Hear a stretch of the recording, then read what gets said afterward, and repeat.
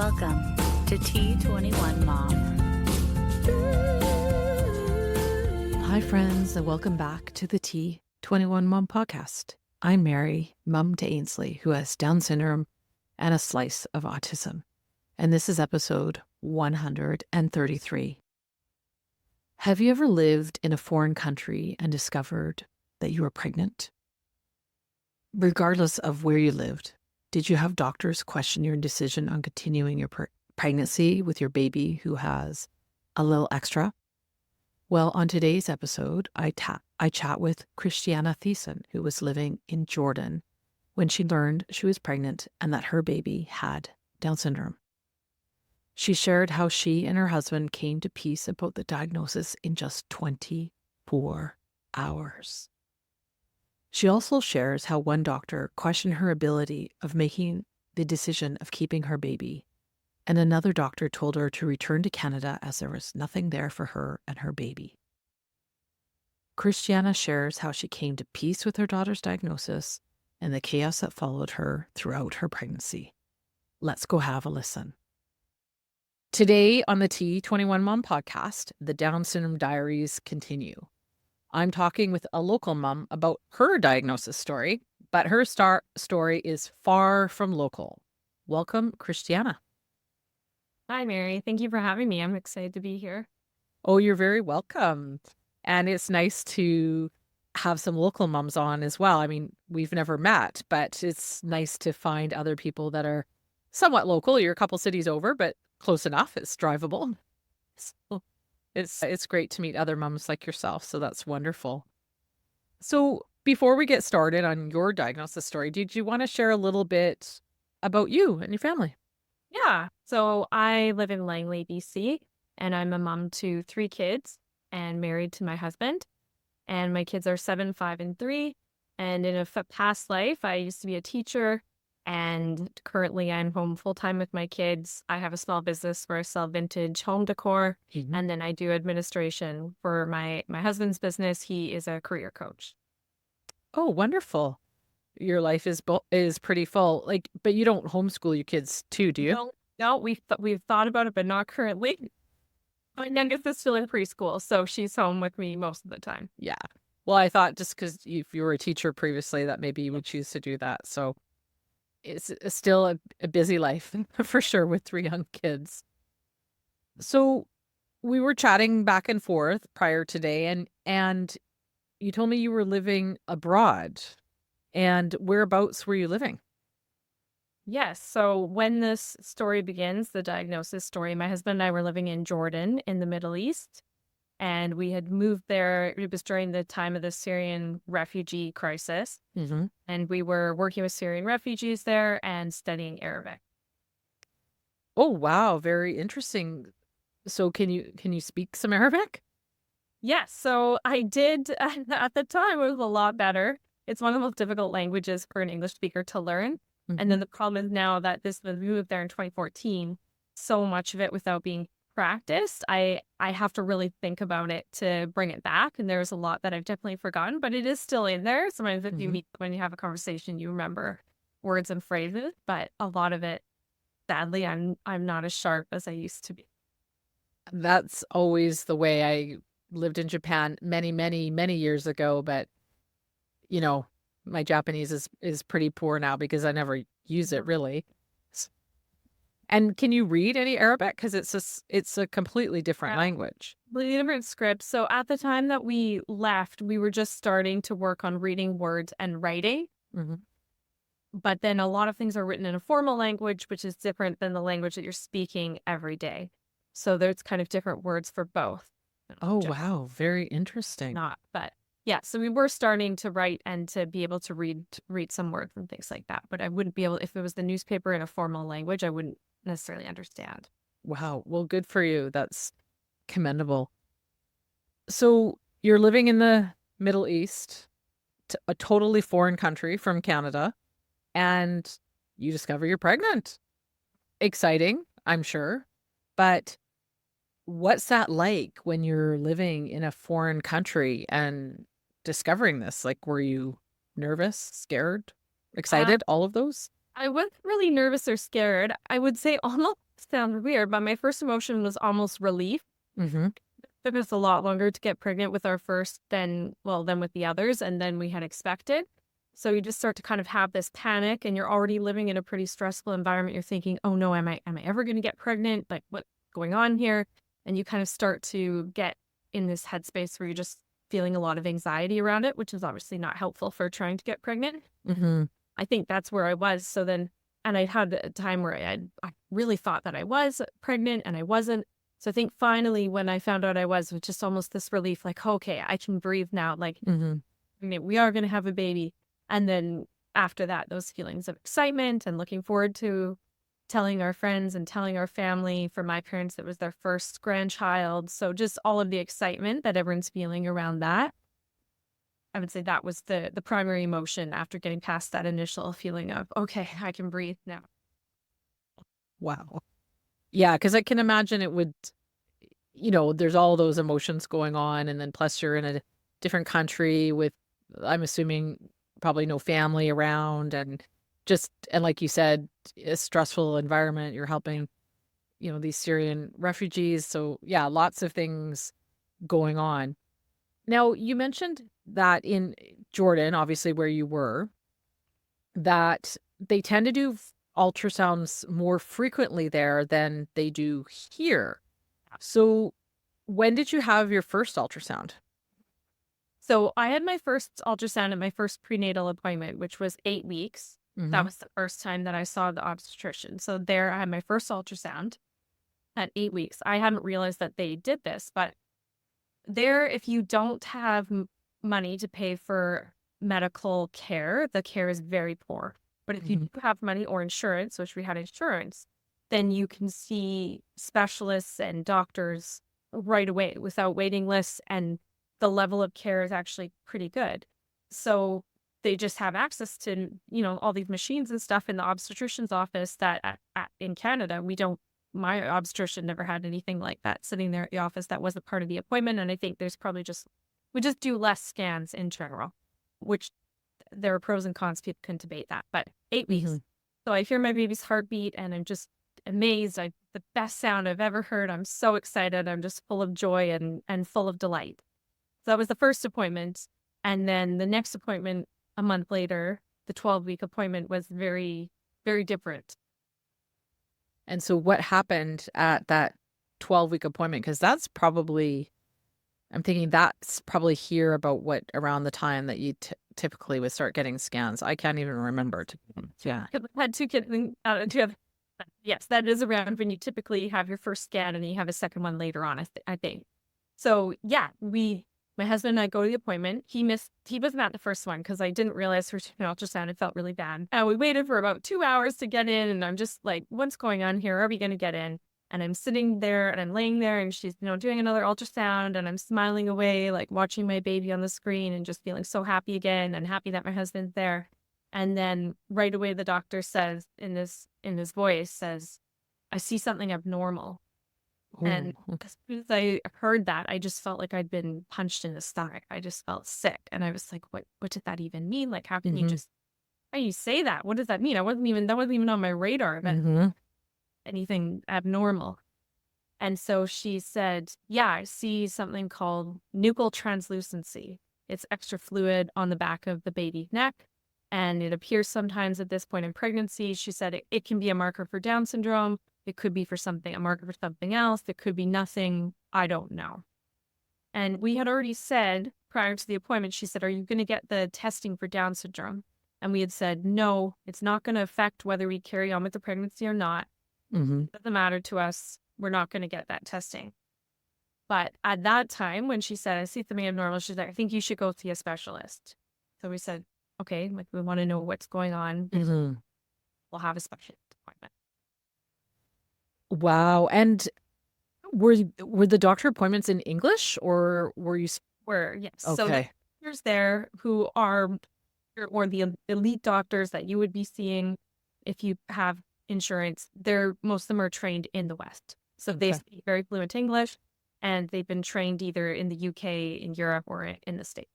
Okay. Or time, yeah. Okay. So He sends us then to a specialist appointment, which is right across the street, same day appointment. We go in, we see this doctor. He had actually done some training in Canada. And he says, yeah, we need to figure out what's going on.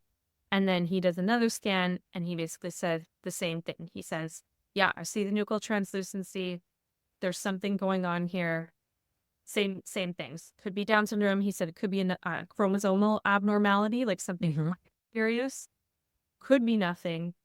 Could be something else. We don't know yet. So he said, you need to do some testing. You need to figure out what's going on. There's a lot more directive than I feel like maybe it would be in Canada. So we said, like, we were just kind of complete lost. We're feeling completely overwhelmed. We're here. We're just in this doctor's office, like on the fly, making a decision about what to do. Haven't really researched anything. And so they said, we recommend you do amniocentesis. So we said, okay, we'll do an amnio and find out what's going on. So you go to the 12-week appointment, and then they send you across the street, like literally that same day, to the specialist, which would never happen here. Yeah. Probably most places, I'm guessing. But, and you get news that obviously you weren't expecting. And like you said, you felt like you were kind of like gut punched, essentially. Like, what kind of emotions were you having? Like, what were you thinking? It's your first pregnancy, you're in a foreign country, and you get news that you were totally not expecting, blindsided, essentially. What was that like? It was pretty terrifying. I was pretty nervous. I just it had never crossed my mind to think that anything like this could or would happen. Just being in a different country, you're already a bit on edge, just not as comfortable with the medical system or just how things go. And so I was, pretty on edge, just feeling pretty nervous and anxious. And then at that appointment was really unpleasant appointment, just not pleasant. And then, they're kind of, it was really hard for me because they keep talking about, well, you need to make a decision. Like, are you ending this pregnancy? What are you going to do? And this whole time I'm watching my baby on this screen and watching the baby move around. I'm like, no, I can't do that. I don't want to do that. And even me, my husband, but they basically said, we will call you in 24 hours. You need to go home on bed rest. We'll call you in 24 hours. We'll give you your result. So how soon after that 12-week appointment did you do the amnio? Because we did that at the appointment. Yeah. Oh my gosh. Are you serious? You did, like, so you first go into this 12-week appointment, like joy and full of good emotions. And then that ends essentially terribly. Yeah. Told to go across the street for another appointment. And then you had an amnio after that? Yeah. So it was all, Oh my gosh. I can't imagine what that would be like. That. Lots of trips. Yeah. Yes. Like, wow. I'm gobsmacked, really. I cannot believe that. Because I remember I had the nuchal fold. I think it was around 12 weeks, I think. And then, I don't know, I got the results a week or two later. And then that's when they told me there was a chance, a 1 in 5. But then I think it was still a few weeks from then that I think I was around 16 or 17 weeks when I did the amnio. I didn't know they would do an amnio that early at 12 weeks. It might just be overseas. Different. Yeah. And like now in hindsight, it's like, oh boy, what was I thinking? But I just didn't know. Right. And it's like you're literally on the spot in a doctor's office kind of being told like, hey, this is the next step. This is what to do. And you're just making this decision on the fly. And so how long was it? Was it 24 hours before you got the results, or how long was it? So they said, go home and we'll call you the results. We'll give you the results in 24 hours. So they called that. We went home. I was just laying on the couch at home, and it was a really hard, really long 24 hours of just kind of laying there. And then they called the next day. So you found out the news over the phone? My husband took the call. I think I was laying down. The phone rang. He said, I've got it. I'll take it. And then he got off the phone and gave me the news. Yeah. Wow. Wow. That's incredibly hard. Yeah. That is so fast. Your whole world is suddenly turned upside down. So they tell you that your baby has Down syndrome. I mean, you've had a very challenging 24 hours where things are literally turned upside down in your life, quite literally. And obviously, I guess, like, you're waiting for the results. So what was that anticipation like? Because I mean, Yeah. obviously you're probably hoping it's nothing, but you're thinking seems to be that there's probably something wrong. Like, what was that anticipation like waiting for that call? Pretty hard. It was pretty rough waiting. Just like that's all I could think about really. Just remember Mhm. laying there on the couch. And because too, you're embarrassed, you can't go anywhere, you can't do anything. You're just laying there thinking about that Mhm. and worrying and thinking what's going to happen. And I remember calling my mom and telling her, and she's saying, "Oh, I'm sure it's probably nothing. I'm sure it's fine." And I remember my husband's like, "You have to kind of prepare her that it might not be like, Mhm. it might not be nothing. Like they're not going to do the test for no reason." So I did try to have that conversation with her. He's having the same conversation with his parents. We're telling some of our friends and family what's going on and some of our friends there, but just a really anxious time of just Mhm. waiting and then kind of going back and forth on all of your emotions that you're experiencing and everything that you're thinking and feeling. Wow, that's a lot to take in 24 hours.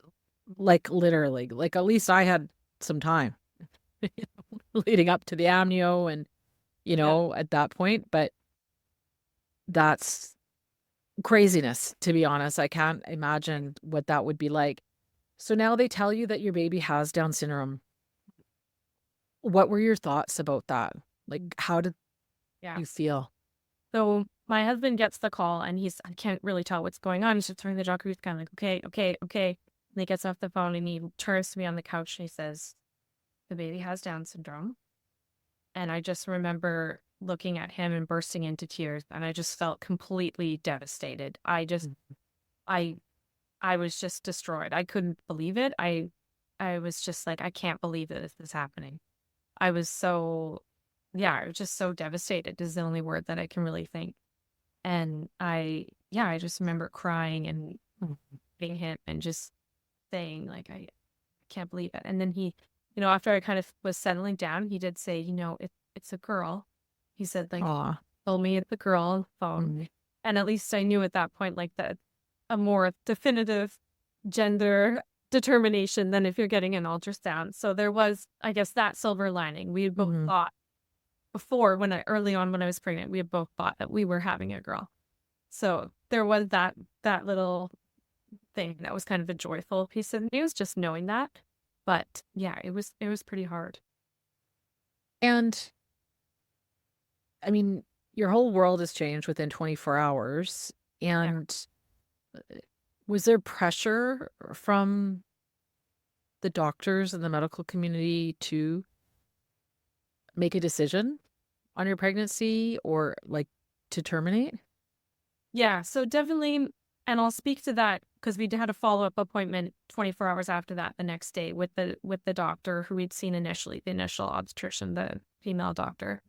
So I'll speak to our headspace, where we Mhm. were at that point. But yeah, I would say, especially so in that culture, in Middle Eastern culture in particular, people with disabilities, people with who are not neurotypical, people with just, yeah, differences, they're not always incorporated into society in the way that we would see people here. So Mhm.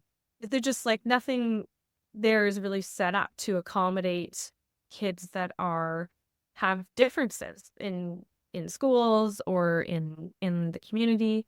And it's often seen like this is changing a bit now, but Mhm. historically honor shame culture. And Mhm. there is kind of a history of people who are different in some ways, are almost kept at home. They're not necessarily integrated into society. And there's almost sometimes people have this belief like in a Muslim culture. And again, I'm not speaking to everyone, and I'm not saying I'm an expert on this Mhm. religious belief, but some people have the belief that, if something like this happens, it's maybe God has sent this to you as like a consequence of your actions, or you've maybe done something that's wrong.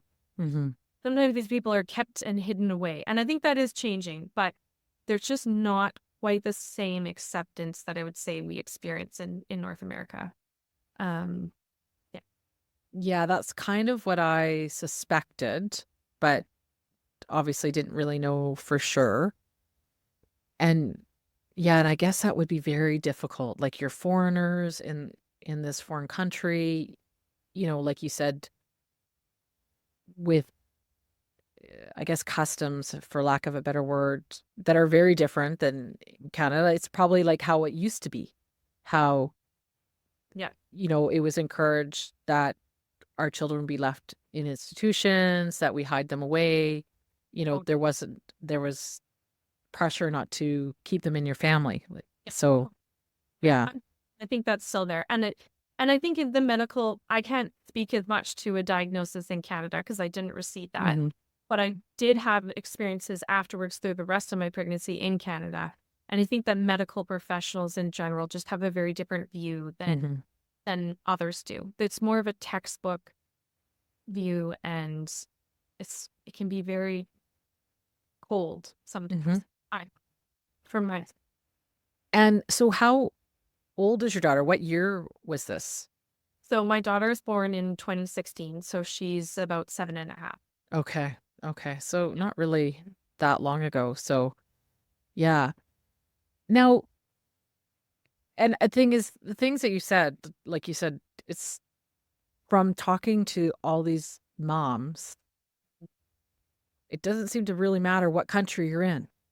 because a lot of moms are facing the same stereotypes and the same pressures, and also the way medical professionals, doctors, or whoever it is that's delivering the diagnosis, Mm. it doesn't sound like it's much different from one place to the next in how they deliver it. And just from talking to all these moms is that I don't think the doctors really realize the impact that they have when Yeah. they're delivering this kind of news, whether it's your baby has Down syndrome or you have cancer or whatever it is, but some kind of life altering news that you don't ever forget that moment Yeah. and that impact that that professional has on your life. And it, for many people, it can be the deciding factor in what they decide to do. And, and it's got to change, right? Like, I could not agree more. And I think that that is such a big part of it is I think that doctors in particular, they go back to maybe their medical training, which maybe that was in the 1970s, or their textbook that was based on something written 20 or 30 or 50 years ago. And it's not been updated. And I think that it's really hard because it does have an impact on the decisions people make. Mhm. I think that it's hard when doctors are saying things and they're delivering this news and it's very negative the way that it's shared. And Mhm. I just think that it does impact people's decision because it creates a lot of fear and a lot of anxiety, Mhm. and it just creates this whole negative light around it. And then there can be pressure and people think, well, I have no choice. I shouldn't have this baby. It just Mhm. no, it's really hard seeing how that really does impact, and it has not seemed to really be updated as far as I can tell. No, I think you're right. And I've had several moms say that the doctors, were very negative about them choosing to keep their baby, or even if it's a birth diagnosis, listing off all the things that their child won't do. But would you do that with a neurotypical baby? Like, oh, your child probably won't be a doctor and probably won't be a lawyer and probably won't be an Olympic athlete or even graduate high school or whatever. So why are they doing it for our kids? Yeah, Right? It's it's true. And the first doctor did say when we went into the meeting, she said, well, what did you decide? And we said, well, we decided the same thing we told you before any test. We said, we're keeping this baby and we're having the baby, and we understand the child has Down syndrome, but it doesn't change anything for us. And she said, well, you can't make an emotional decision about this. And we said, I don't think we're being emotional right now. We're calmly telling you our decision. But that was her reaction, is somehow she sort of, I just remember it because it's a very abrasive response that I thought, I don't think that we're being emotional about this, but it kind of put her off a little bit somehow. Yeah, because probably most people don't choose that path that you've chosen. And that's why. Yeah, I don't know. Wow, that's really sad to hear that. But something interesting that you did say though is that you and your husband came to peace with the diagnosis within 24 hours. How did that happen? Because that is not common. Yeah.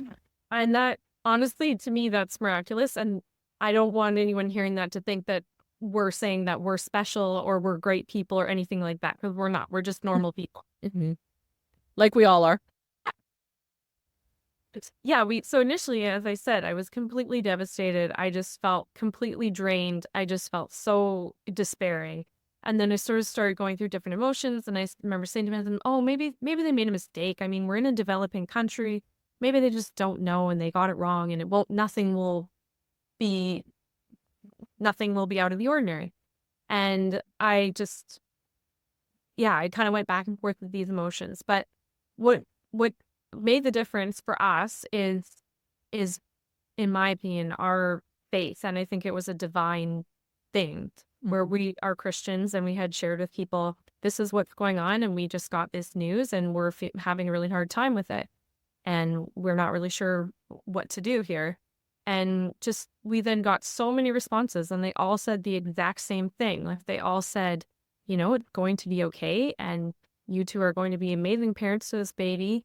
And, there's no mistakes, and you don't, like, it was just the same message repeated over and over again. And I've never had that before where just I felt so negatively about something. And then honestly, within 24 hours, both of us just felt so much peace and at ease.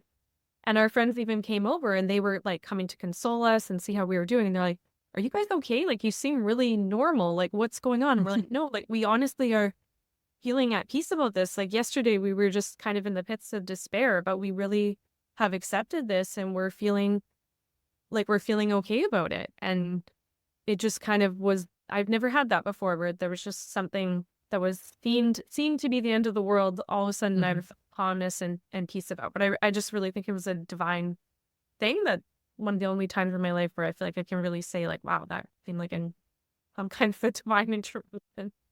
Wow. Well, that's quite the roller coaster ride within 48 hours, Yeah. literally. And, kudos to you. I think we all have our journey, whatever that is, when we find out the diagnosis. For some, it's short for yourselves. And for others, it's much longer. I know one mom, she had a birth diagnosis and it took her 2 years to come to sort of grips with it. She loved her child, but she was just so devastated with grief over the diagnosis. But, and even with you, how it was delivered, it wasn't overly supportive in any way, but you still were able to find peace in that within such a short time, which is really, like you said, like divine intervention, which is amazing. Like, honestly, I think we all would wish for that, because it's hard. I think we can all attest to that, like receiving that news. It's not something any of us expect to get. But we find a way to cope with it and to deal with it. So how long had you been living in Jordan up to this point? About a year and a half. Okay. That long, but yeah. Okay. And then, so did you have your daughter in Canada? Like, did you move back? Like when, what all kind of happened at that point? Yeah. So when we had this scan and when we got this news, we had a flight home that we had already booked, like before I was even pregnant. And our flight was set to leave a week after the initial scan. Okay. We were going home to Canada a week after the first scan. So once we get this news, we are leaving on a plane to go back to Canada 6 days later. So at that time, we're kind of looking at our options, and the doctor, after we explained, we're having this baby and we're going ahead with this pregnancy, she said, okay, I highly recommend you go back to Canada. There's nothing for your daughter here. Wow. There's no supports. There's no family. There's not the same medical system.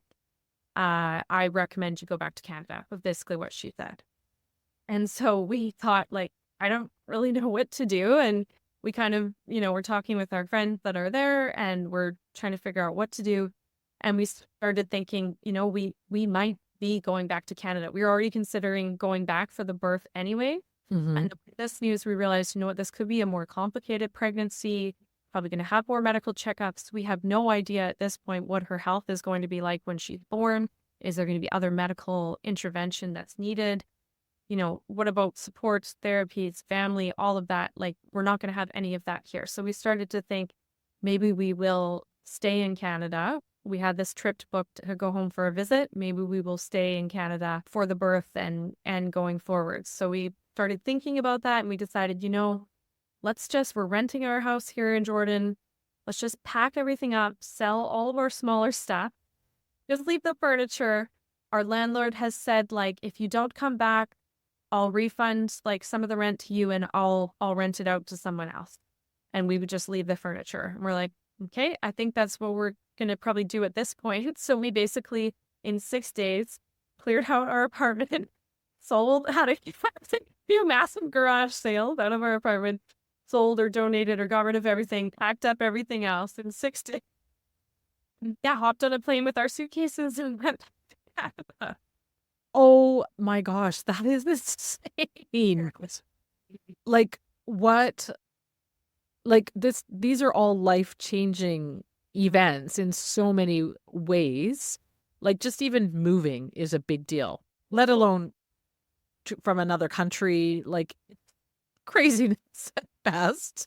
And you're pregnant and you have a child who has an extra chromosome and you're only 12 or 13 weeks at this point. So it's too early to tell if she even has any heart issues or any other kind of issues. So, gosh, wow, I can't even imagine. Like, but kudos to you guys for making it work, within 6 days. That's craziness. Honestly, yeah, my husband, he did so much packing and like, I remember at the end, we're just kind of like handing things to people to be like, here, just take this. Like we need to like clear it out and cleaned out. And the last night, I think our friends came over and helped us like clear out the fridge and kind of clean everything up. And it was really crazy. I think the last day we were packing and my husband's like, this might be our last day in this country. Why are we just sitting here packing? Let's go into town and like go eat at a restaurant and walk around for the last time and take some photos and stuff. So we actually did do that. Aw, yeah. Our final thing, and some friends had us for a dinner the night before to like say goodbye. Yeah. Wow. Like that is lightning quick. That is very, very fast. So it's already chaotic, you moving back, and then you arrive in Canada and it's even more chaotic. What happened once you moved back to Canada? So we get back and we're, first of all, kind of in culture shock. It's just such a change. And suddenly, it's just a time when we had been in Jordan, like ISIS was on the rise. You're kind of always on guard for your security. You're always looking like, am I being followed? What's going on? Am I safe? Like we had the secret police like watching me. Like there's just all sorts of different things that you're just not used to here. So you get back and you're like, oh, I can kind of breathe. I can go to the store and talk to anyone. No problem. Like it's, safe, all of this stuff. So just readjusting to that, readjusting to seeing our family. We're living with my parents for a bit and then with his parents. And then, we start to realize, okay, we are going to stay here. We're trying to get integrated back into the medical system. We got all these appointments because now I got to get back in with a doctor and get referred to an obstetrician and getting scans in Canada and all of this stuff. And then we realized soon, like, okay, we're going to have to find a job here. Like my husband's going to go back to work. So he starts looking for a job. He previously had a hardwood flooring business, and we thought his back is ruined from that. We don't want to go back to that. So he starts looking for jobs at settlement organizations to start working with Syrian refugees in Canada.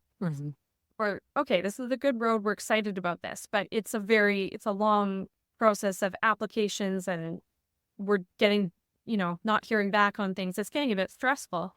And then we decide at some point, because we're crazy, that we owned a townhouse that was rented out to tenants. And we decided, you know what, the real estate market, this is 2016, is starting to really pick up. Let's right now get a condo, and we can keep that as like an extra property that we'll just rent out, and, you know, it might be a good investment. I don't know what we're thinking. But back then it was easier to apply for a mortgage. So I remember at one point my husband goes, don't let the mortgage broker see that you're pregnant. You just need to get this mortgage approved. So we're in the process of buying a condo, which is stressful or whatever. Then we find out when we go on a camping trip with my husband's family that our tenants in the townhouse have flooded our townhouse.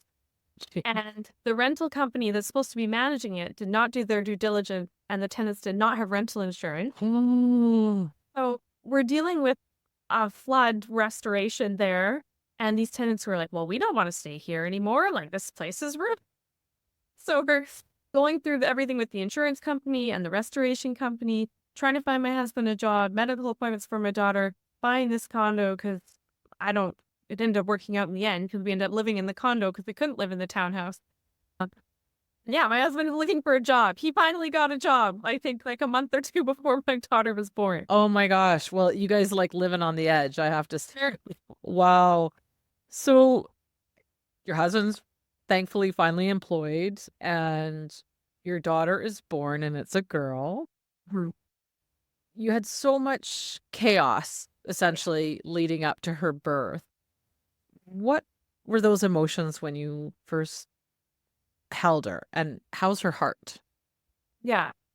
So the emotions when I first held her were wonderful. I think, you know, through all of that chaos, her pregnancy was like the least stressful part almost of all of this, because there were so many other life stressors going on that it was almost like, okay, you know what, we can handle the other things. We have a baby girl on the way. That's great. So I just remember holding her and just feeling like she's here. And with all of my kids, I always felt, it's so funny. You carry this baby inside for 9 months. You don't know what they really look like, though. And every time they come out, it's like the surprise of, oh, two is inside there all the time. And meeting this person that you know, but it's like you only talk to them over the phone or something. Yeah, I just remember that feeling of like holding her and loving her and just wanting to hold her close and just being so delighted that she was there and she was healthy and feeling like we're a family, and just all of those wonderful emotions that she was with us and that she was safe and we'd all made it through. Yeah. And so was she full term?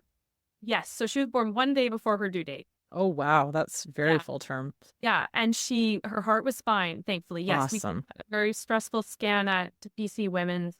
It took like an hour, I think, because just the way her body was positioned, they couldn't see, but they weren't seeing anything the whole time. We're like, oh no, something must be terribly wrong. But they said, no, we don't see any issues. And thankfully at birth, they confirmed like there doesn't appear to be any issues either. Oh, fantastic. I had a very similar scan at Children's too, or BC Women's, or was taking forever, and I thought, oh, they found holes in her heart, but it turned out because they're not. You're going, no, the news must be terrible. Oh, that's wonderful to hear that. Kind of like through all the chaos, she's kind of almost like this calming force, really. You know, that's what it seems to be like. Now, do you feel it was better for you to get a prenatal diagnosis, or would you have preferred a birth diagnosis? For me, a prenatal diagnosis, partly because of where we were living. Like it happened in Jordan. I don't even know what would have happened. Like I would have probably already been in a bit of like a crazed state, not having my family around and stuff for a birth, and then getting that overseas would have been even harder. So I feel like for me, I just then was able to come to peace and come to terms with it. And then her birth for me was just joyful, and it wasn't feeling like there was a cloud looming over that. I also found, I don't know about you, but with all three of my kids, I always got so emotional right after having a baby that I would just cry easily and be a bit more emotional. And I can't imagine then if getting news like that in that heightened emotional state, I probably would have been just a basket case and probably been able to be there the same way for my baby that I wanted to be. Yes, I had a prenatal, and I'm glad for exactly the same reasons as yourself. I would not have done well, and I wasn't in a foreign country. And like, it's already a really hard time becoming a parent. Mm-hmm. It's a lot. I can't imagine then getting that news and then you feel like, what? Like, this is coming on right now at this time? Like, I'm... Mm-hmm. And I'm curious, like, you've had 2 children after, and what's your daughter's name? So my daughter's name is Ellie. Her legal name is Adele, but we call her Ellie. Okay. And you had 2 children after Ellie, and with Ellie, you said it didn't matter, like the testing and all that didn't, wasn't going to change your decision, which I assume would be the same for subsequent pregnancies. But did you do any testing for Down syndrome after you had Ellie? I did not. I was offered that and qualified even for the more conclusive testing, I guess, because if you already have a child with Down syndrome, you qualify for that in Canada. But I didn't get it. I just said the same thing. It's not going to affect anything at this point. If I have a second child with Down syndrome, then so be it. That's where we're at. I didn't get it.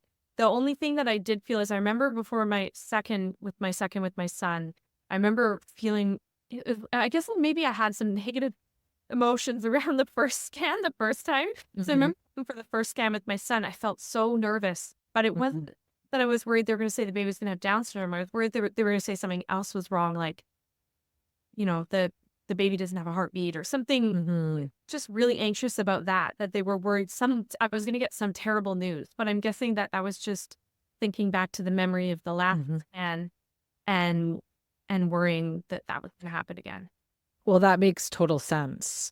Yeah. I think anyone would feel the same way, because you're thinking, am I going to get thrown another curveball? I yeah. think. Wow.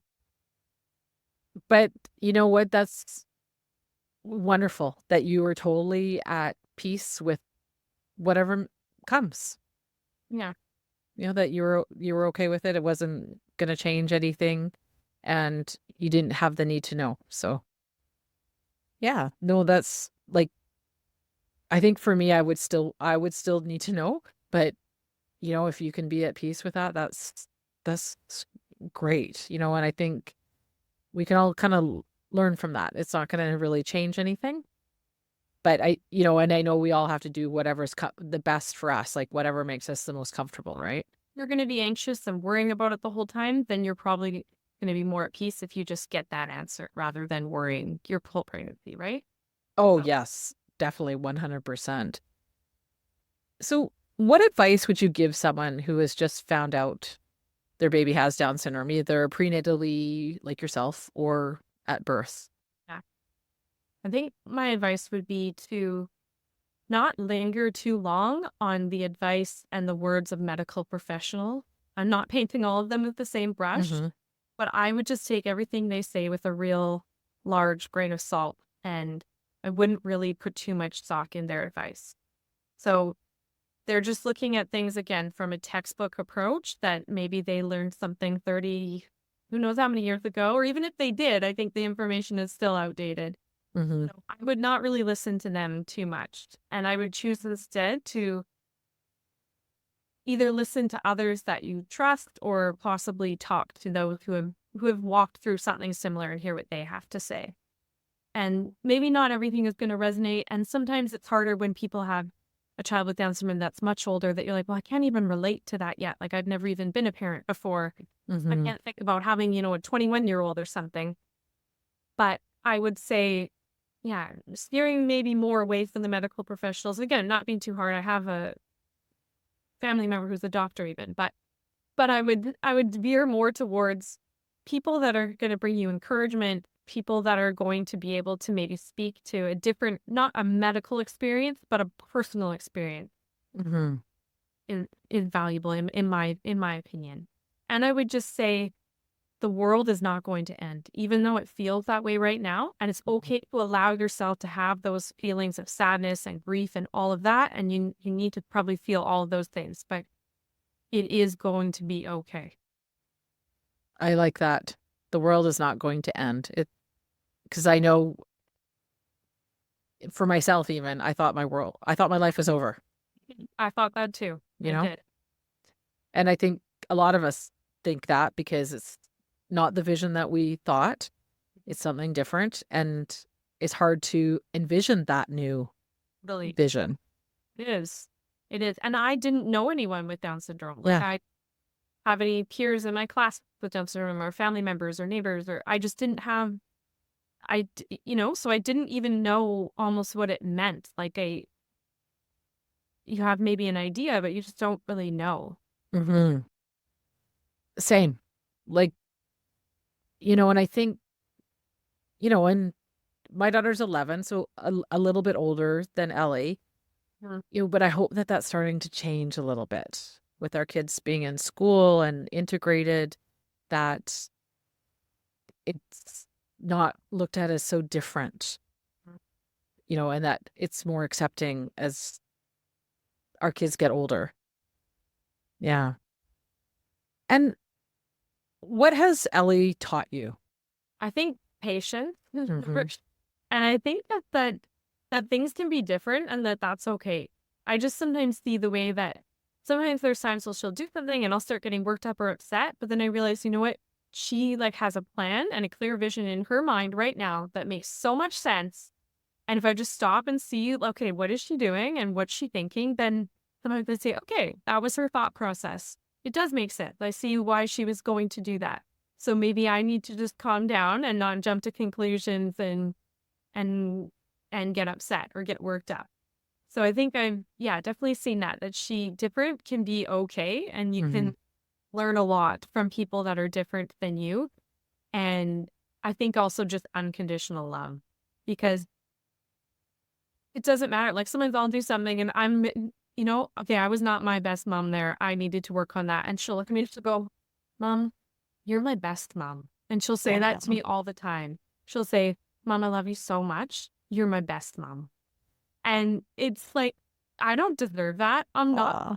There's so many days I'm not, but she's just so unconditionally loving to her family. And same thing, her siblings can sometimes be unkind to her and she'll get her feelings hurt sometimes and be upset, but she doesn't hold on to a grudge for long. She's able to forgive and to continue loving wholeheartedly.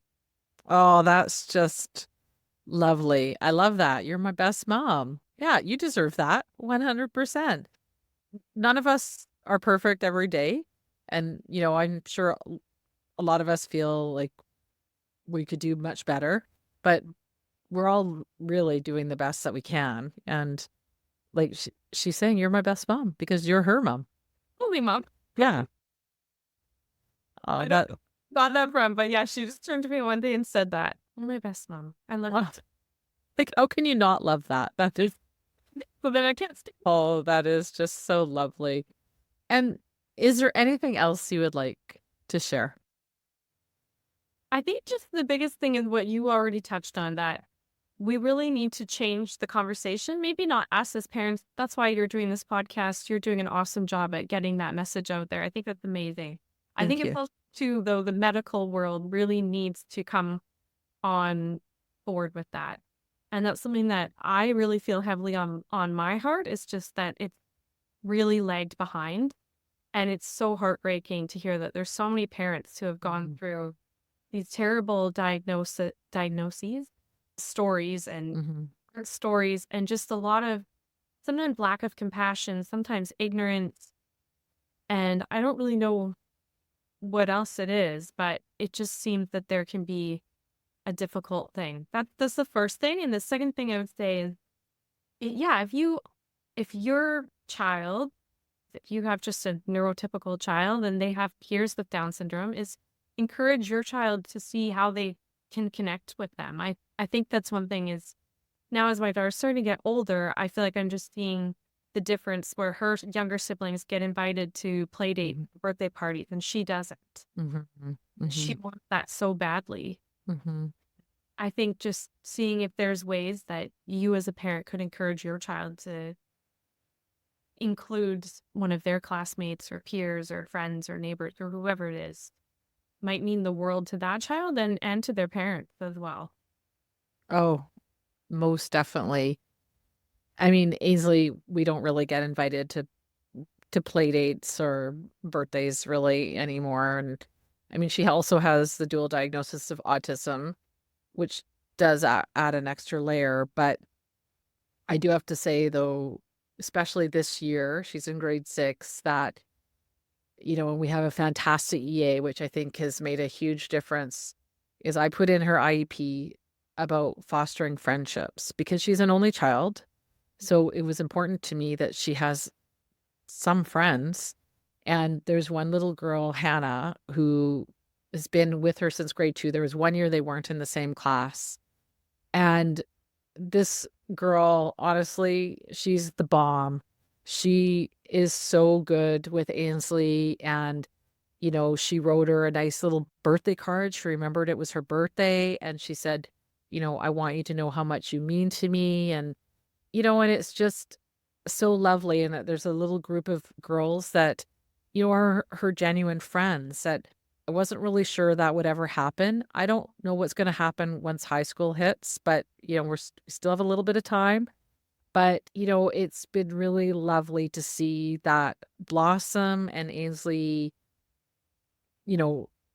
being more social with her peers and, and that these young girls want to hang out with her and, do things with her and they're so good with her and they're patient and they're kind and it can happen, but I think, sometimes the adults have to sort of facilitate it to some degree. And I do owe a lot of that, I think, to her EA and her teacher who have made that happen. That's awesome. Yeah, it's been a great year and, we've had some tough years for sure, but this year has been, in my mind, pretty awesome. So, I'm sure, it's coming for Ellie and she's got 2 neurotypical siblings and, and hopefully they can support and, even though they're younger, they can support and advocate for her as well. Yeah. Yeah. And it's great seeing them. Like, I'm so grateful that they play so much together. Like, our kids really do play a lot together. And I'm so grateful for that. Oh, that's wonderful.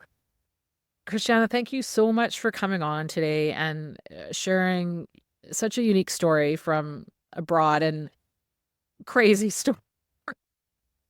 But really, I loved it. It was really refreshing to hear such a, even though it was a little bit, I guess, negative in the beginning, but how things just turned around and you guys just made it work.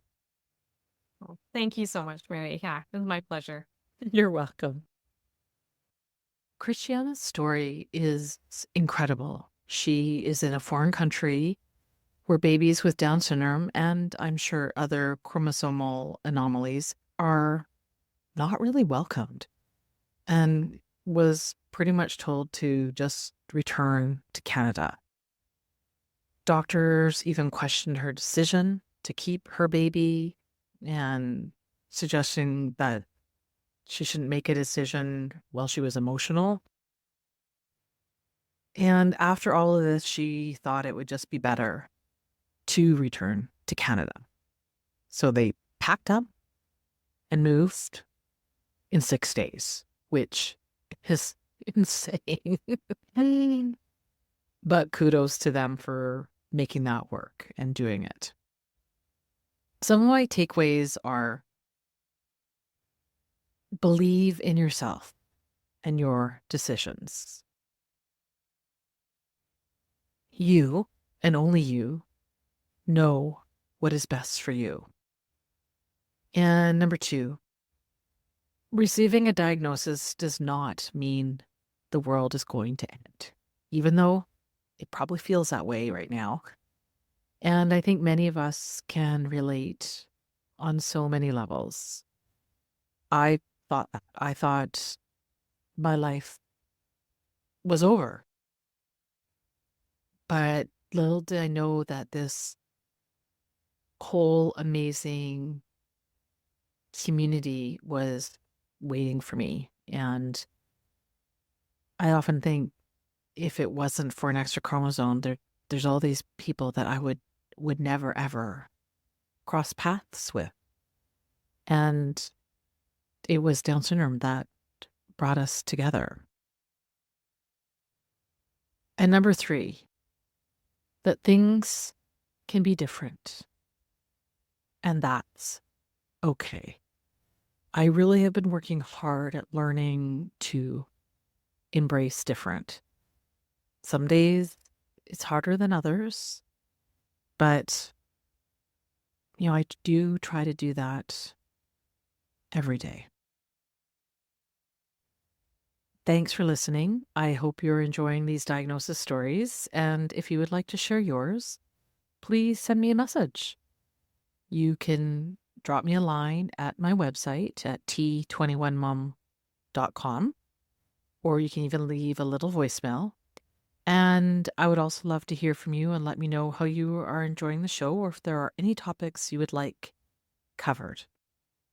It would also really mean a lot to me if you could leave a little review so we can be more searchable for others in the Down syndrome community. I have decided that with the craziness of the summer and us heading to the Olympics in a couple of days, that I will be taking a little bit of a break until we get back from the Olympics so I can kind of catch my breath and catch up on everything. So stay tuned. I will certainly share some stories for the Olympics. I'm a little bit anxious about the trip, but also really excited. And all the cousins will be there. It's going to be a really wonderful and amazing time. Keep on loving on your rockin' kiddos, and I'll see you next time.